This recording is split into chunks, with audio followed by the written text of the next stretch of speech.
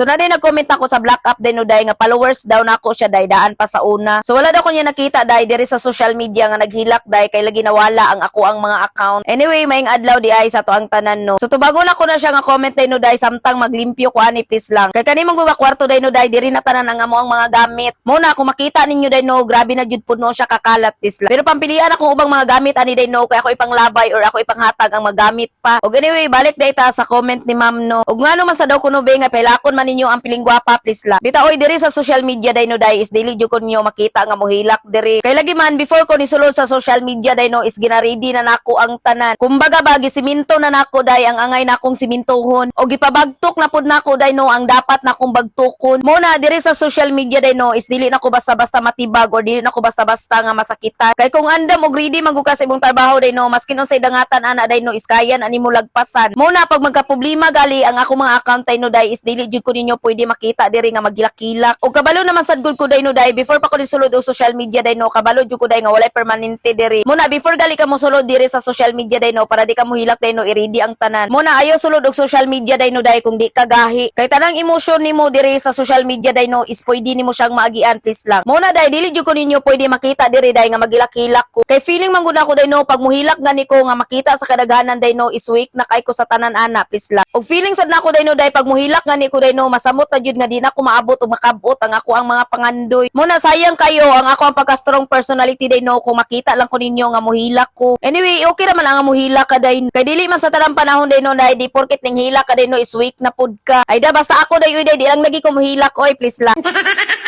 Bita oy katubi to nga sagsagan sa akong vlogging no. Grabe man ko nag-enjoy ato mga panahon na day no mo nang wala na ko na feel ang sakit pagkawala sa akong account. Kay lagi daghan kay ko sa tanang mga followers day no nga gusto kay sila makakita sa kuha sa personal. Dayon katong nakita na ko nila sa personal day no is grabe nila kalipay. So kato palang galidaan day no grabe na nako ka-bless kay lagi day na mga tawo nga naginana sa kuha. Ug nasay mga tawo day no nga na-inspire sa kuang mga gipangbuhat ba. Muna bless na kay ko atong mga panahon na day no sa kasagsagan sa kuang vlogging. Anyway, mo ready to ko i-share sa inyo no og dire na day ko mag-end. I'm Emerly and thank you for watching. Monang bye mo oy.